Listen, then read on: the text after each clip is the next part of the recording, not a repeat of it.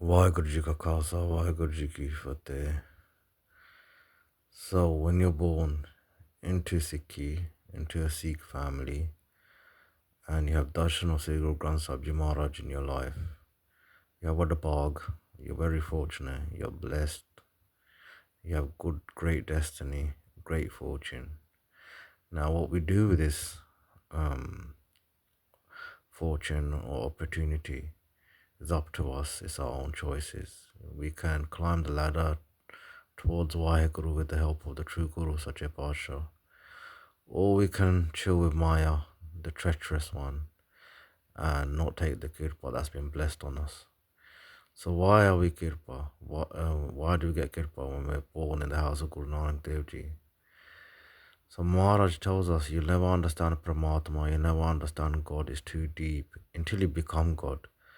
We were all once upon a time part of God. Then God separated us from himself, it's his game.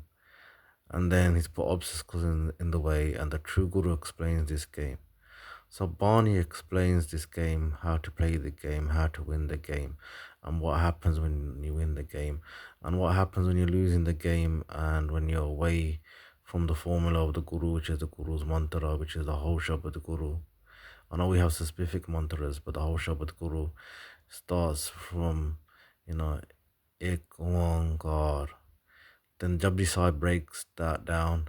Then the rest of the Bani breaks the Japji Sahib down, trying to explain a bit about this game and that one universal power, which we can never comprehend, but it explains that.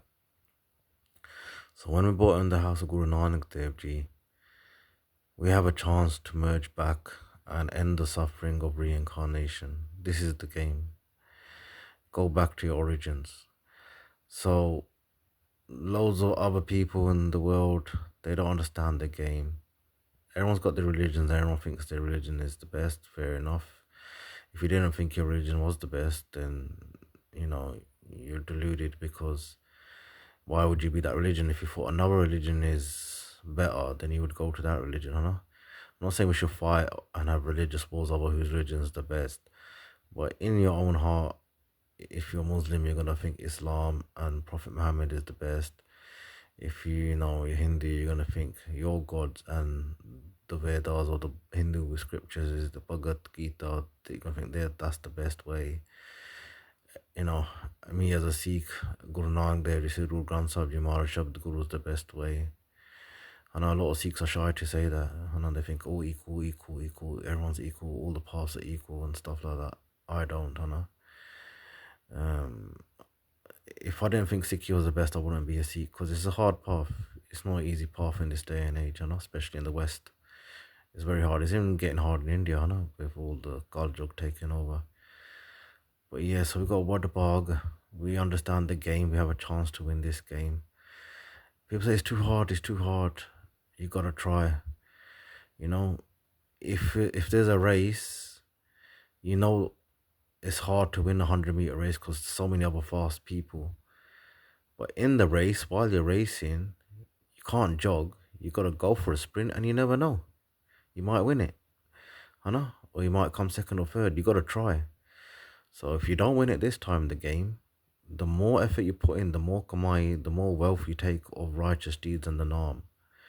When you're born again, you know, hopefully it's a human life if you do enough good deeds. Maharaj skips our Juna, and if you're born into house of the Sikh and you really try to get back to God, it's said that you'll get another human June very soon, or even the next life. You wouldn't need to go through a lot more other Juna. Depends what Dharam Raj punishes you with. But yeah, I'm just gonna go into few Shabbads now. And I was meant to be on a detox, but I still am on a detox from social media, Facebook, Insta, and it's been great. But this YouTube things, few things have triggered me in the WhatsApp groups and stuff like that. So I just had to went out, man. Because obviously I can't go and train in the gym and this and that. So this is my way of venting out, just to seeing what's going on in the pond with these singing baddies and singing. In my days, when they used to get into Sikhi was for modesty, and now it's like And they're just monia with pug on, a cloth on their head. It's just really bad, a lot of them, huh? So in today's society, success is, if you're rich, you got nice family, nice education. Do you know what I mean? On a worldly level, if you ain't got that, you're not seen as successful. Someone's seen known as lucky if they win the lottery or they have a lot of money. But for our Sikhs, we've won the lottery. We got Guru Granth Sahib Ji Maharaj in our life, got human form, and we're blessed with darshan of the Shabad Guru. That is winning the lottery. That is success. Most times, rich people, they have a lot of money, they have a lot of worldly success, but deep down inside, they're empty. In Sikhi, it's always the poor guys a lot of the time that had nothing to lose that stood and became Shaheed. There were some rich guys that helped out, but most time you see the richer the people, the more selfish sometimes, and the more worse their personality. Where a poor guy's humble, go to his house, have a laugh, chill, and they treat you much better than you would at some rich guys' houses. You know what I mean?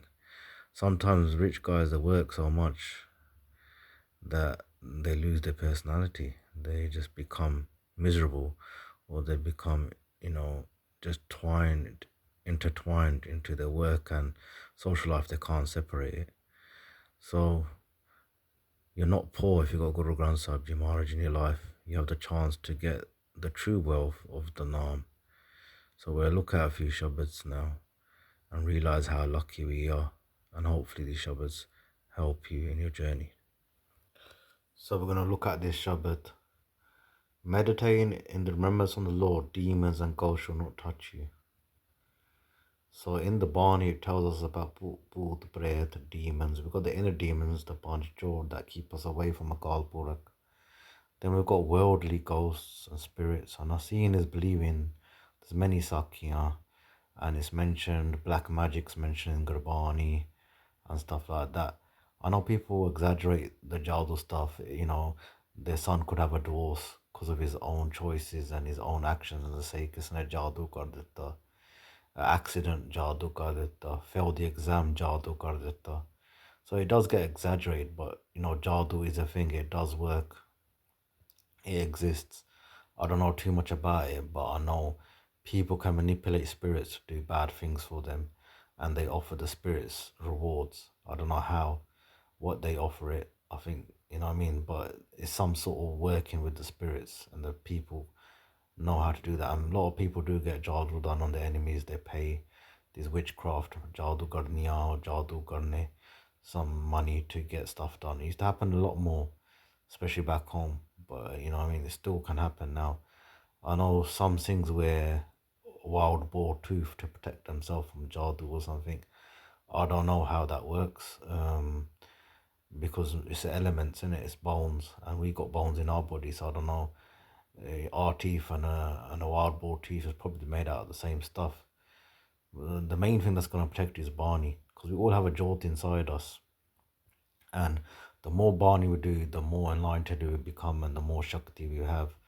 And these spirits and demons, they get scared of person that has the Shakti of Bani or Naam behind them. It's all, the Guru Mantra, Shabads, Kirtan, these are all tools to increase your Shakti. And it's all ways of remembering Brahmatma. So meditate in the remembrance of the one Lord. Attachment and the pride shall not bind you. We are all in our ego. We are all in duality. We are all indulged in Maya.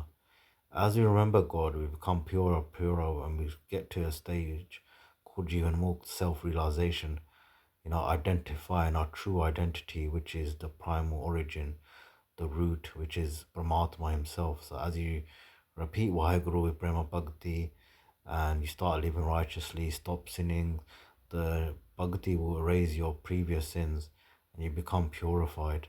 Then you become where we came from, like the raindrop into the ocean. Then our ego goes, and we are in nirvana, samadhi. Meditate in remembrance of the Lord. You should not be consigned to the womb of reincarnation. This game is of reincarnation. Until we don't go home, until we don't reach Paramatma Appa, we're gonna keep coming and going. Sometimes the dogs, cats, life. No matter how nice you have it, there's always gonna be a lot of pain, a lot of bad experiences in life. So because we keep creating bad karma, and these are gonna come back to haunt us, huh? So until we don't clear all our debts, don't clear, delete all our sins and get Guru's mercy, Guru's kirpa, Guru Prasad, do you know what I mean? We're going to keep coming and going. So how do we get Guru Prasad? Is listen to the Guru's hukam, understand the Bani, contemplate the Bani, and follow accordingly to Gurmat, and you become a Gurmukh instead of Manmukh, instead of listening to your mind, which wants you to indulge in Maya pleasures and the illusion. We are all hologramic beings, and inside us is a jot, and the jot is the only thing that's true.